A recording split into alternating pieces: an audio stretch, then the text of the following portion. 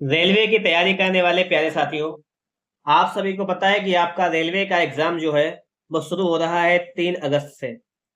कब से शुरू हो रहा है? आप सभी जानते हैं कि 3 अगस्त 2026 से आपका एग्जाम शुरू हो रहा है। और जिसके लिए आपको क्या करना है? प्रैक्टिस करनी है। आप लोगों के बहुत से कमेंट आ रहे थे कि सर जो है साइंस की क्लासेस शुरू कीजिएगा और साइंस की प्रैक्टिस बेहतर तरीके से करा दीजिएगा। आप जानते हैं कि साइंस 25 अंक की आती है, अच्छा खासा वेटेज साइंस का रहता है।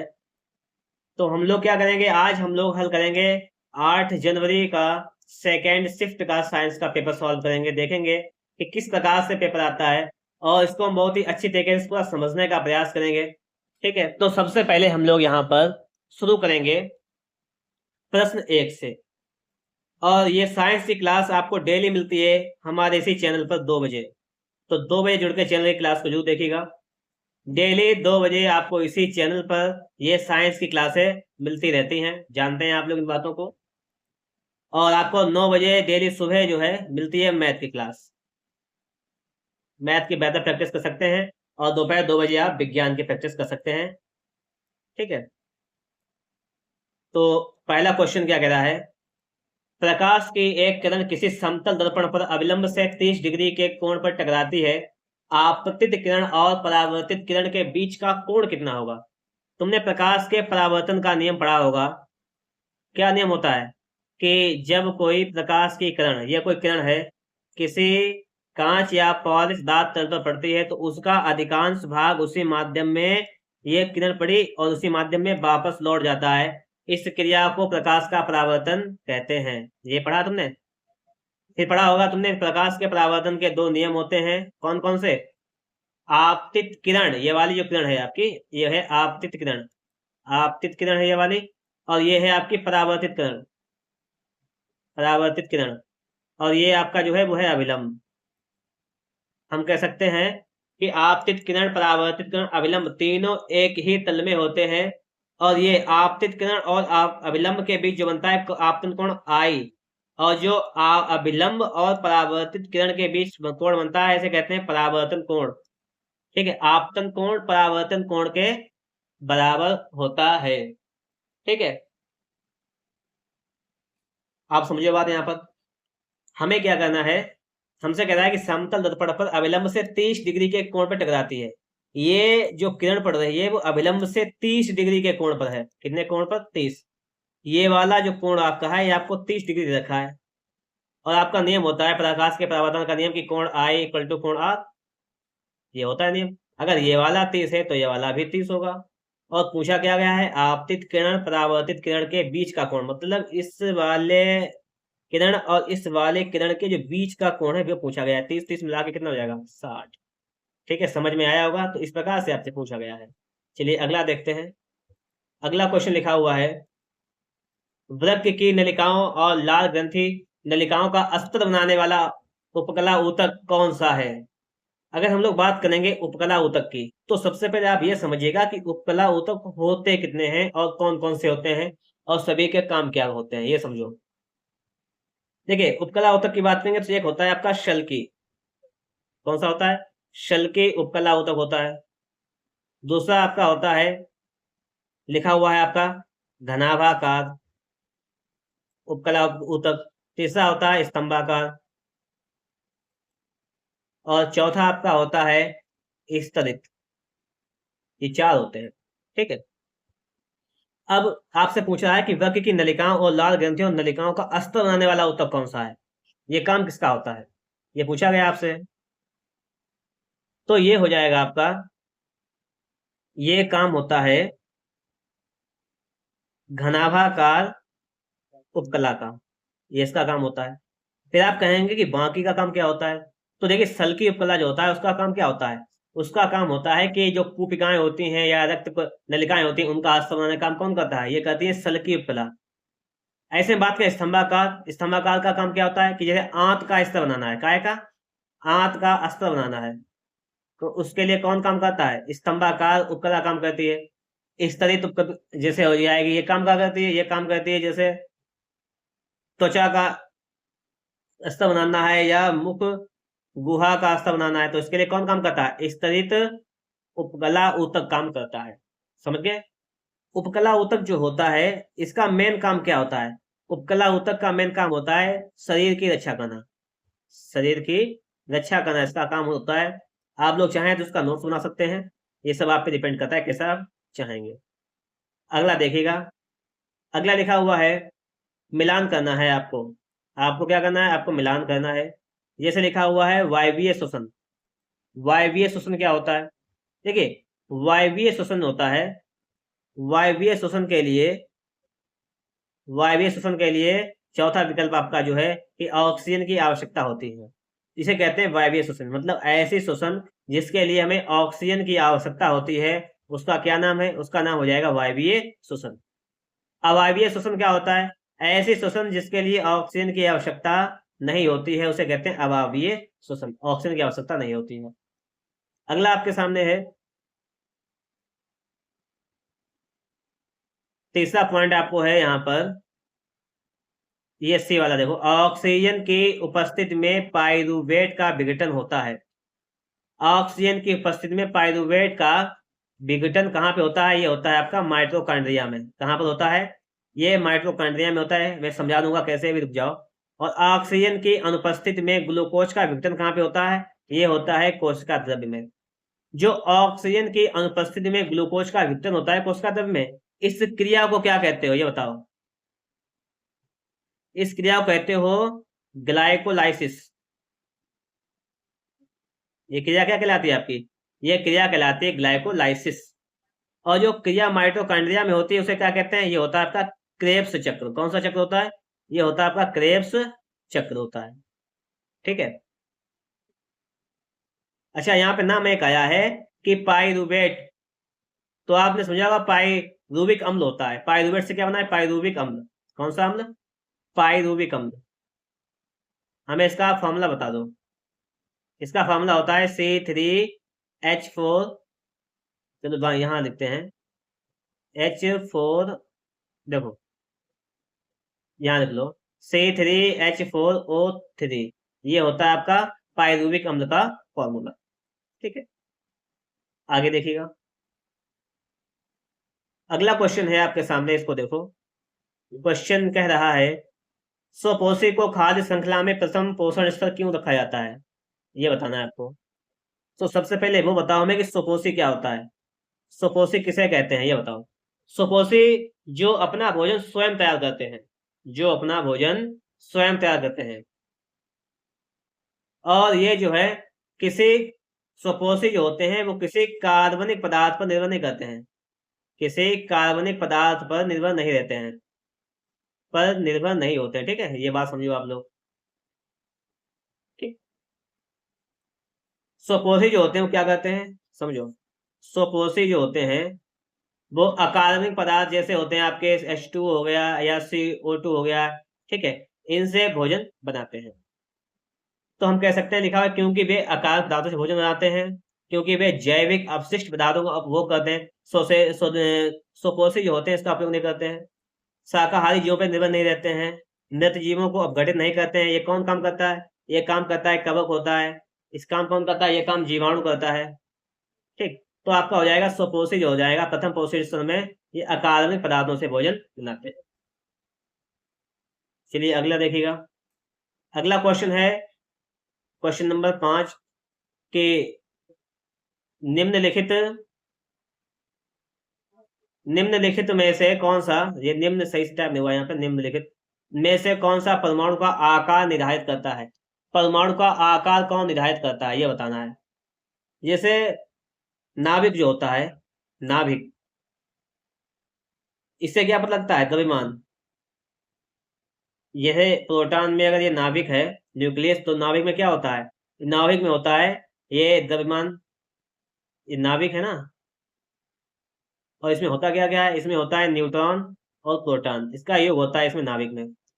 और जो इलेक्ट्रॉन होते हैं, इलेक्ट्रॉन होते हैं वो काहे में होते हैं? कक्षाओं में होते हैं। कौन कौन सी कक्षा होती है? K, L, M, N, 4 कक्षाएं होती हैं, इसमें होते हैं इलेक्ट्रॉन। इसके ये कक्षाएं होती है ना, K, L। तो अब ये तो बताओ, ये कक्षाओं में इलेक्ट्रॉन होते हैं, इलेक्ट्रॉन घूम रहे हैं यहाँ पर। तो हमसे पूछा गया है परमाणु का आकार, जितनी ज्यादा कक्षाएं होगी परमाणु का आकार उतना बड़ा होगा, तो कह सकते हैं हम लोग इलेक्ट्रॉन अवरोध। ठीक है, कौन सा होता है? इलेक्ट्रॉन अब जो होता है वो निर्धारित करता है आकार। अगला देखिएगा, अगला यहाँ पे क्या रहा है क्वेश्चन, क्रियाशीलता श्रेणी में उच्च धातुओं को किस क्रिया द्वारा निष्कासित किया जा सकता है, ये बताना है। देखो, क्रियाशीलता की श्रेणी में देखोगे तो कौन सी हो जाएगी, potassium, sodium, calcium, magnesium, aluminium, ये आ जाएंगी आपकी उच्च धातुओं की श्रेणी के अंतर्गत। ऐसे आपकी आ जाएगी जिंक हो जाएगी, फेरस हो जाएगी, ठीक है, लेड पीबी हो जाएगी, पारा हो जाएगा, कापर हो जाएगा, ये आ जाएंगी आपकी। ये उच्च हो जाएगा, ये मध्य हो जाएगा, ठीक है। और मध्य अभिक्रियाशील, और जैसे अगर आपको हो जाएगा पारा हो जाएगा, आपका चांदी सोना, ये चीजें हो जाएंगी तो ये हो जाएंगी निम्न अभिक्रियाशील। क्या हो जाएंगी, निम्न अभिक्रियाशील। अब बात समझो, आपसे क्या कह रहा है, आपसे क्वेश्चन कह रहा है कि क्रियाशीलता श्रेणी में उच्च धातुओं को किस प्रकार से निष्कासित किया जाता है। जो उच्च धातु होती हैं उनको निष्कासित करते हैं वैद्युत अपघटनी अपचयन द्वारा, अपचयन विधि द्वारा करते हैं, ठीक है। और ये चीजें जो है निम्न अभिक्रियाशील वाली, ये पाई जाती है मुक्त अवस्था में। कहाँ पाई जाती हैं, ये मुक्त अवस्था में पाई जाती हैं, ठीक है। और अगर हम लोग बात करें निस्तापन भर्जन, निस्तापन और भर्जन, निस्तापन और भर्जन, ये दोनों क्रिया ये होती है इसके लिए, मध्य के लिए होती है, ठीक है। इसको भी याद रखना आप लोग। आगे देखो, अगला क्वेश्चन कह रहा है कि एक पत्थर को 49 मीटर प्रति सेकंड के प्रारंभिक वेग से ऊर्ध्वाधर ऊपर की ओर फेंका जाता है। क्षणिक ठहराव से पूर्व इसकी अधिकतम ऊंचाई की गणना कीजिए। जैसे कोई पत्थर लिया आपने और फेंक दिया ऊपर की तरफ। देखिए, वेग के समीकरण होते हैं, कौन कौन से होते हैं, पहला होता है v बराबर u प्लस ए टी, ये पहला समीकरण हो जाएगा। दूसरा होता है गति का समीकरण, दूसरा होता है s बराबर डिस्टेंस बराबर U T plus half A T square होता है, ये होता है। और तीसरा समीकरण होता है ये v square minus u square बराबर 2as, ये होता है, ये तो होता है। ये गति के 3 समीकरण होते हैं। आपसे कह रहा है कि कोई चीज ऊपर की हो जाती है क्षणिक ठहराव से पहले ही इसकी ऊंचाई ज्ञात कीजिएगा। तो इसमें कौन सा फॉर्मूला लगाओगे बताओ, मैं इसमें फॉर्मूला आपका लग जाएगा, तीसरा बार लग जाएगा। तो कैसे लगाओगे, देखो 2 ए मतलब त्वरण होता है, त्वरण दे रखा है जी, आपको बात वही है, कितना दे रखा है 9.8, 9.8 लिख लो। और आपको देखा एस दूरी पूछी गई है ऊंचाई पर, और पूछा गया वी, वी होता है अंतिम वेग। जब कोई भी वस्तु जाती है तो लास्ट स्टेज पे पहुंच जाएगी तो उसका, वो जाएगी नहीं आगे बढ़ेगी नहीं, तो उसका अंतिम वेग 0 हो जाएगा, तो 0 का स्क्वायर। और ए होता है प्रारंभिक वेग, यू होता है प्रारंभिक वेग 49 है आपका, तो ये 49 का स्क्वायर, इतना हो जाएगा। देखिए अब यहाँ पे त्वरण क्या हो जाएगा, जैसे अगर कोई भी चीज गुरुत्वाकर्षण बल के विरुद्ध कार्य कर रही है तो त्वरण उसका नेगेटिव हो जाएगा। ये चीज ऊपर को उछाल मारेंगे तो गुरुत्वाकर्षण चीज में नीचे, कोई भी चीज को नीचे खींचता है, लेकिन ये ऊपर की उछाल मारे तो यहाँ पे इसको माइनस कर देंगे, ये माइनस लगा देंगे, ठीक है, माइनस का हो जाएगा। इसको एस का मान निकालो आप लोग, माइनस का 49 गुणा 49 कर देंगे, और बटे में 2 गुणे माइनस का 9.8, इसको लिख लेंगे, पॉइंट हटाएंगे, जीरो बढ़ा देंगे, 49 दूनी 98 हो जाएगा, माइनस माइनस खत्म हो जाएगा। तो 490 को 4 से भाग कर देंगे, तो 4 एकन 4, 4 दूनी 8, 4 दूनी 8, 4 पंचे 20, तो कितना आ जाएगा 122.5 मीटर की ऊंचाई तक वस्तु गई है, ठीक है, ये हो जाएगा आपका राइट आंसर। आगे देखिएगा, आपसे पूछा गया है कि पादपों में प्रतान गति और अनुवर्ती गतियों में किस प्रकार समानता है। कि जो प्रतान गति होती है, प्रतान गति के बारे में बताइए, और अनुवर्ती गति के बारे में बताइए, इनमें दोनों में क्या समानता है, वो समानता बताइएगा। देखिए प्रतान गति क्या होती है कि जैसे कोई एक पेड़ है, ये समझ लीजिए आप लोग, ये क्या है, ये आपका एक पेड़ है। और आपने सुना होगा कि जैसे कोई बेल टाइप की, जैसे आपकी अमर बेल है, ठीक है, वो बेल जो है वो इसके सहारे से ऊपर तक पहुंच गई, इसके सहारे लपट के इसमें ऊपर तक पहुंच गई, तो ये गति हो जाएगी प्रतान गति। इसे क्या कहेंगे, प्रतान गति कहेंगे, ठीक है, उसको सहारा मिल गया एक, ये प्रतान गति हो जाएगी। और जो अनुवर्ती गति होती है, ये क्या होता है, अनुवर्ती गति है कहते हैं कि जैसे कोई, जैसे आपने देखा होगा सूरजमुखी का पेड़ फूल होता है, काय का होता है, सूरजमुखी का होता है ना, ये सूरजमुखी का होता है, समझ लीजिएगा। मैं समझा रहा हूँ ताकि समझ जाए आप बेहतर। अब क्या है, जैसे सूरज है, ये सूरज है, ठीक है। अब इसका काम क्या होता है कि जैसे सूरज की प्रकाश जिधर पड़ती है तो ये पेड़ जो है उसका फूल उस साइड में ही मुड़ जाता है, इसकी एक क्वालिटी होती है, ठीक है। या किसी चीज को गुरुत्वाकर्षण बल अपनी तरफ खींचता है तो वहां पे गति कौन सी होती है, वो होती है अनुवर्ती गति। ये समझ गए, प्रतान गति समझिए, अनुवर्ती गति, इनमें डिफरेंस समझ गए। तो इनमें क्या एक चीज समान होती है, आपसे ये पूछा गया कि इनमें समान चीज क्या होती है, वो बताओ आप। इनमें एक चीज समान होती है, वो कौन सी होती है? तो इनमें समान ये होती है कि इनमें उद्दीपन की प्रतिक्रिया में दिशात्मक वृद्धि होती है। मतलब जैसे पेड़ ऊपर की तरफ जा रहा है तो ये जो बेल है ये भी ऊपर की साइड में ही जा रही है। ऐसे ही ये सूरज की रोशनी इधर पड़ रही है साइड से, तो ये पेड़ भी इस साइड में मुड़ रहा है, देख रहा है, तो इसमें शामिल होती है। दूसरी बात ये समझिए आप लोग, दूसरी बात ये समझिए कि ये आंतरिक जल पर आधारित होती है। कि जो आंतरिक जल पर आधारित होती है वो कौन सी होती है, वो जलानुवर्तन होती है। ये जलानुवर्तक क्रिया होती है, ठीक है। तो ये केवल यादृच्छिक या अकस्मात दाब होता है, यादृच्छिक अकस्मात नहीं होता है। प्रतान गति जो होती है, उस प्रतान गति में किसी चीज को सहारा दिया गया है तो ऊपर जा रही है। अनुवर्ती गति का मतलब क्या होता है कि जब कोई भी चीज है जिसके प्रभाव में, जैसे फूल है वो सूरज के प्रभाव में मुड़ जा रहा है, या कोई भी चीज है, ठीक है, तो इस प्रकार से हम कह सकते हैं कोई पादप है। समझ गए होंगे कॉन्सेप्ट आप लोग। अगला देखिए, आपसे क्वेश्चन कह रहा है 7 वोल्ट की बैटरी 5 प्रतिरोधक है के साथ श्रेणी क्रम में जुड़ी है। 12.4 वोल्ट प्रतिरोधक से प्रवाहित होने वाली धारा बताइएगा कितनी हो जाएगी, ठीक है। देखिए, धारा की बात करें हम लोग तो श्रेणी क्रम में अगर बात करें, श्रेणी क्रम में जो है धारा कैसी रहती है, धारा समान रहती है श्रेणी क्रम में, ठीक है। वोल्ट यानी विभवांतर ये अलग अलग रहते हैं, ठीक। अब इसको सॉल्व करना है तुम्हें। इसको सॉल्व कैसे करोगे, ये है,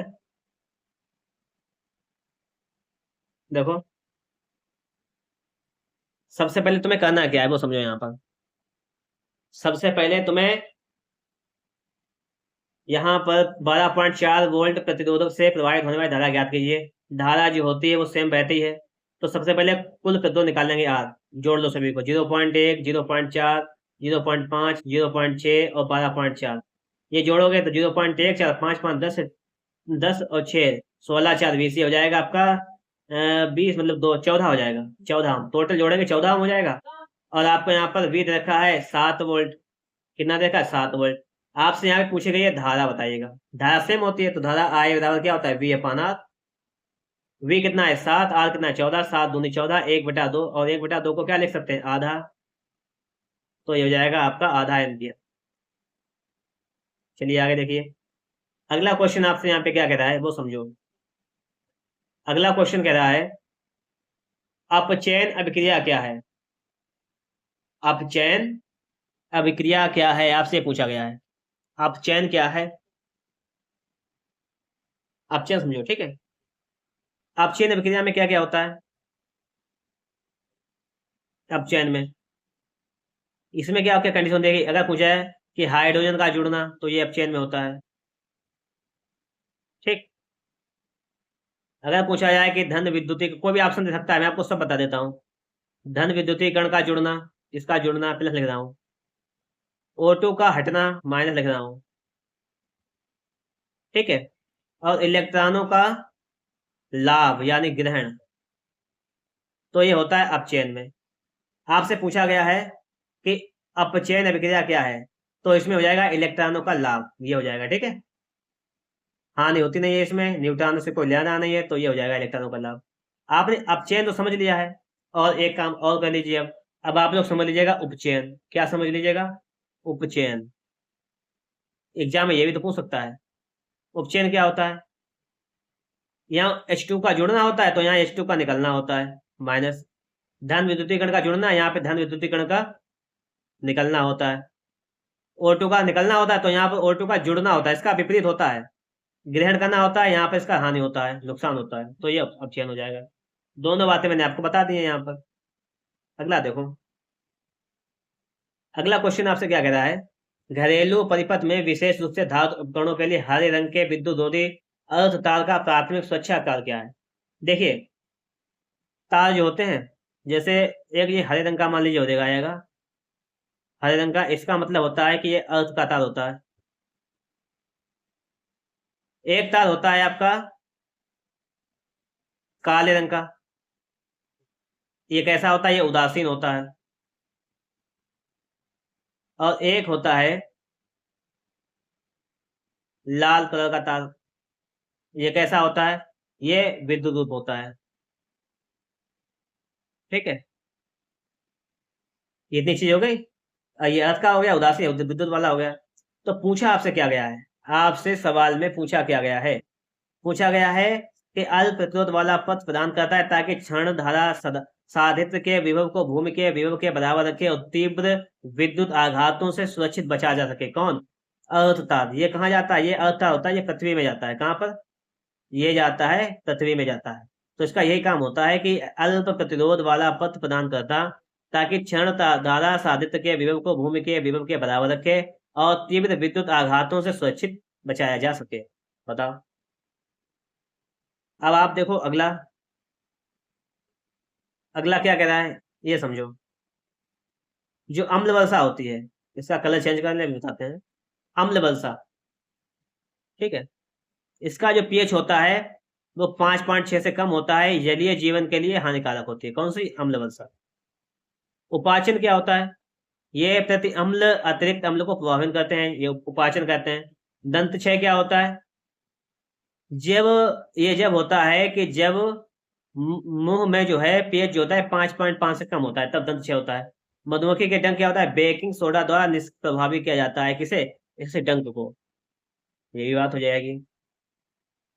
जैसे अगला क्वेश्चन आपका है कि एस्टर वाले पदार्थ कैसे होते हैं, एस्टर वाले पदार्थ कैसे होते हैं। तुम ये समझो बात कि अगर सोडियम एसिटेट यानी एस्टिक अम्ल, एस्टिक अम्ल CH3 शेड्यूलर होता है एस्टिक अम्ल, इसकी क्रिया हम लोग कराएं अगर एथिल अल्कोहल के साथ, तो क्या बनता है, ये बनता है एस्टर। और क्या बनता है, H2O निकलता है यहाँ पर। तो अगर हम लोग बात करें तो एस्टर क्या होता है, एस्टर में एक प्रकार की सुगंध आती है, अच्छी गंध आती है, जो फूल में होती है, फल में होती है, ऐसी गंध आती है। ठीक है, एस्टर का उपयोग आप काय में करते हैं, साबुन बने, साबुन होता है उसमें आप खुशबू डालते हैं तो एस्टर का उपयोग होता है, खुशबू आती है।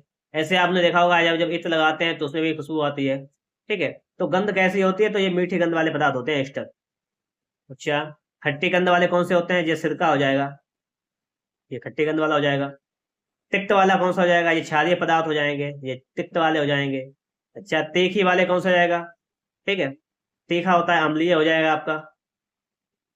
ठीक है, ये सारी चीजें हो गई, मैंने आपको यहाँ पे सभी बता दिए हैं। तो आपको जो अभी एग्जाम में मिले उस प्रकार से आप लगा दीजिएगा, कोई प्रॉब्लम यहाँ पर नहीं होने वाली है आपको। चलिए आगे देखिएगा। अगला कह रहा है कि किसी वस्तु में उसके स्थिति या विन्यास के कारण संग्रहित ऊर्जा को क्या कहते हैं। संग्रहित जो ऊर्जा होती है उसे कहते हैं वस्तु की स्थिति ऊर्जा। जैसे कोई खिलौना है, उसमें चाबी लगा दी आपने, रिमोट चाबी भर दी, चाबी से भरने के बाद जितनी उसमें क्षमता भर गई उतनी वो आगे चली गई तो हो जाएगी स्थिति ऊर्जा। स्थिति ऊर्जा क्या होती है, ये होती है mgh, फॉर्मूला होता है स्थिति ऊर्जा बराबर। ऐसे गतिज ऊर्जा पढ़ा होगा आपने, काइनेटिक एनर्जी होता है हाफ mv² होता है काइनेटिक एनर्जी। ठीक है, अगला देखो, अगला समय, अगला क्वेश्चन आपसे क्या कह रहा है इसको देखो। अगला क्वेश्चन आपसे कह रहा है कि वेग समय ग्राफ के अंतर्गत क्षेत्र दर्शाता है। वेग समय ग्राफ के अंतर्गत क्षेत्र, जैसे समझो, ये हो जाएगा आपका समय, ये हो जाएगा आपका वेग। ठीक है, और इनके बीच जो है वो दर्शाया गया एक जो ग्राफ है, क्या दर्शाता है। ठीक है, ये पूछा गया है। तो ये दर्शाता है आपका उस समय अंतराल के दौरान वस्तु का विस्थापन। क्या दर्शाता है, विस्थापन दर्शाता है। चाल कौन दर्शाता है, अगर ग्राफ हो आपका दूरी समय का, दूरी समय का ग्राफ हो तो ये चाल दर्शाता है। त्वरण दर्शाता है, अगर ये वेग परिवर्तन हो रहा है तो त्वरण होता है, वेग परिवर्तन। ठीक, अगला देखो, अगला है कि निम्नलिखित में से कौन सा कथन जो है अलैंगिक प्रजनन की विशेषता दर्शाता है। अलैंगिक प्रजनन क्या होता है? अलैंगिक प्रजनन उसे कहते हैं कि जिसमें केवल एक जनक शामिल होता है, केवल एक जनक शामिल होता है। पहली बात तो ये हो जाएगा। जैसे कौन कौन से हो जाएगा जनक? एक जीव हो जाएगा, जैसे अमीबा हो गया, ठीक है, अमीबा हो गया, पैरामीशियम हो गया, हाइड्रा हो गया, तो ये चीजें हो जाएंगे, ठीक है। और अगला लिखा हुआ है लैंगिक। देखिए इसमें दो जनक शामिल होते हैं। दो जनक किसमें शामिल होते हैं? जो लैंगिक होता है। लैंगिक में दो जनक होते हैं, आनुवांशिक रूप से विविध संतति उत्पन्न होती है, ठीक है। और यहाँ पे क्या लिखा हुआ है? इसमें युग्मकों की आवश्यकता होती है। ये सारी चीजें जरूरत होती हैं किसमें? लैंगिक जनन में। काहे में? लैंगिक जनन में। दोनों याद कर लीजिएगा, कोई सा पूछ सकता है। अगला देखिएगा, सरल स्थायी ऊतक जो पौधे के भागों जैसे तने और प्रतान को यांत्रिक आलम्ब और लचीलापन प्रदान करता है। लचीलापन कौन प्रदान करता है? बताओ। लचीलापन की अगर हम लोग बात करें तो लचीलापन प्रदान करता है कोलेन काइमा। कौन लचीलापन प्रदान करता है? कोलेन काइमा प्रदान करता है लचीलापन। तो ये हो जाएगा आपका अभी ऑप्शन नंबर सही, राइट, बी राइट आंसर। देखिए जाइलम क्या काम करता है? जाइलम पौधों में जल का काम करता है, जल ले जाता है, इसका काम करता है। जल ले जाने का काम कौन करता है? ये करता है। और अगर हम लोग बात करें, ये स्क्लेरन कायमा क्या करता है? ये मजबूती प्रदान करता है, ये मजबूती प्रदान करेगा, ठीक है।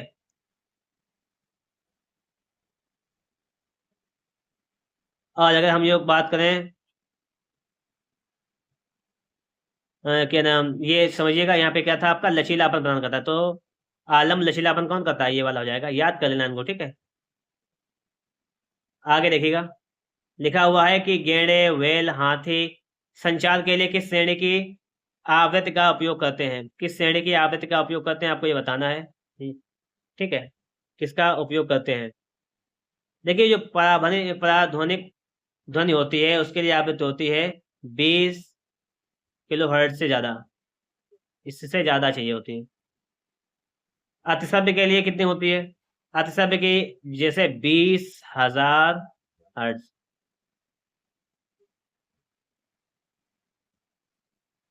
और शब्द कितनी होती है? 20 हर्ट्ज से लेकर 20,000 हर्ट्ज तक। और अपशब्द कौन सी होती है? 20 हर्ट्ज से कम। और गेड़े, हाथी, वेल इनके लिए कितनी होती है? 5 हर्ट्ज लगभग। तो ये वाला हो जाएगा आपका ऑप्शन डी। अब आपसे पूछा गया है कौन सा भौतिक परिवर्तन का उदाहरण है? भौतिक परिवर्तन।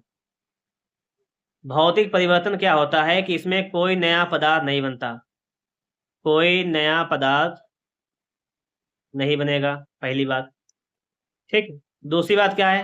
रंग बदल सकता है इसका, पदार्थ नहीं बनेगा लेकिन रंग बदल सकता है। और इसके बाद में आपकी अवस्था बदल सकती है, ठीक। और जो रासायनिक परिवर्तन होता है, रासायनिक परिवर्तन होता है उसमें क्या होता है? उसमें नया पदार्थ बनता है, नया पदार्थ बन जाता है। अब तो सवाल को पढ़ लेते हैं, देखो। ये लिखा हुआ है आमाशय में भोजन का पाचन, या लवण में, जल में लवण का विलयन। देखिए जल में अगर आप नमक मिला देंगे तो फिर से क्या कर सकते हैं? नमक मिला दिया, नमक अलग भी हो सकता है, तो मतलब नया पदार्थ नहीं बना यहाँ पर। और जो लिखा हुआ नींबू का रस डालने पर दूध का फटना, दूध फट गया तो यह नया पदार्थ बन गया, तो ये रासायनिक परिवर्तन हो जाएगा। लवण विलयन में लोहे का जंग डालना, तो लोहे के जंग का भार बढ़ जाता है, तो ये रासायनिक परिवर्तन हो गया। आमाशय में भोजन, ठीक है, तो ये भी यहाँ पर आपका हो जाएगा, रासायनिक क्रिया हो जाएगी ये, ठीक है। तो इस प्रकार से सिर्फ ये हो जाएगा आपका जल में लवण का विलयन जो है वो आपका भौतिक परिवर्तन का उदाहरण है। अब देखो अवतल दर्पण द्वारा प्रतिबिंब के बारे में बताया गया है, पूछा गया है आपसे। देखो सीधी बात यह है कि इससे पहले के प्रैक्टिस सेट में मैंने आपको 6 कंडीशन की 6 बताई थी, एक भी नहीं छोड़ी थी, अब समझ लो। मैंने आपको 6 कंडीशन बता दी थी क्या क्या होता है। अब देखो अवतल दर्पण सदैव वास्तविक तथा उल्टा प्रतिबिंब बनाता है, चाहे बिंब की स्थिति कुछ भी हो। सदैव वास्तविक उल्टा नहीं, सदैव नहीं होता है, सदैव नहीं। जब बिंब को अवतल दर्पण के फोकस और वक्रता के बीच में रखा जाता है तो दर्पण वास्तविक, उल्टा और छोटा प्रतिबिंब बनता है, आपसे पूछा गया है। कहाँ कहाँ पर? फोकस और वक्रता के बीच में रखा जाता है। तो कैसा बनता है? वास्तविक, उल्टा और छोटा प्रतिबिंब बनता है, ये पूछा गया है। अच्छा, अगला देख लो एक। जब बिंब को अनंत पर रखा जाता है, क्या कह रहा है कि जब बिंब को अनंत पर रखा जाता है तो अवतल दर्पण अपने फोकस पर वास्तविक, उल्टा और बिंदु साइज प्रतिबिंब बनाता है। ठीक है, अब देखो कंडीशन क्या है। अब आपको क्या करना है, मैं आपको एक चीज बताऊं। आप लोग इससे पहले वाली वीडियो में जाओ, यहाँ पे मैं आपको समझाऊंगा, सही तरीके से समझ पाओगे। इससे पहली वाली वीडियो में जाओ, वो मिल जाएगी आपकी पहली वाली, आर्ट की फर्स्ट शिफ्ट वाली देखना। उसमें पहला ही क्वेश्चन है अवतल दर्पण पे आधारित। ठीक, तो मैंने पूरा बताया वहां पर। तो आप लोग एक बार एक काम कर लो कि उस वाली वीडियो में जाकर इस 20 नंबर के क्वेश्चन को उस पहले वाले क्वेश्चन से देख लो। पूरा चार्ट बना हुआ है, यहाँ पे आप लोग बेहतर नहीं समझ सकते हैं। वहां पे बिल्कुल सारी चीजें क्लियरली लिखी हुई है, वहां पे आप लोग मैच करके टेबल को याद कर लीजिएगा, सीख लीजिएगा। तो इस क्वेश्चन के लिए आप उस क्वेश्चन पे, उस पेपर पे चले जाइएगा पहले वाले पर। उसका लिंक आपको डिस्क्रिप्शन बॉक्स में दे दूंगा, वहां देख लीजिए। क्योंकि बहुत सा इसमें एक्सप्लेन करना है यहाँ पर, ठीक है, तो मैं कर चुका हूँ पहले ही, तो वो देख लीजिएगा। अगला है आपका कि असमान त्वरण से गतिमान किसी वस्तु के वेग, समय, ग्राफ के आकार के बारे में क्या कहेंगे आप लोग? अगर असमान वेग है, असमान त्वरण है। देखिए, जैसे बात करें हम लोग वेग और समय के बारे में, असमान वेग है, असमान त्वरण है, तो कैसी है ये? असमान वेग है, असमान त्वरण है, तो क्या हो जाएगा? रेखा सदैव क्षैतिज होगी, वक्र होगी, जिगुई सीधी। देखिए, ये नहीं, सीधे क्या होगी? वक्र रेखा होगी। कैसी होगी? वक्र रेखा होगी यहाँ पे, ठीक है। अगला क्वेश्चन देखिएगा आप लोग। क्वेश्चन नंबर जो है आपका 22 नंबर क्या कह रहा है वो समझो। क्वेश्चन नंबर 22 आपसे क्या कह रहा है? एक पुरुष रोगी में शुक्राणु गतिशीलता कम है। इस मामले में निम्नलिखित में से कौन सी ग्रंथियों के ठीक से काम ना करने की सबसे अधिक संभावना है? कि कौन सी ग्रंथि जो है वो सही तरीके से काम नहीं कर रही है?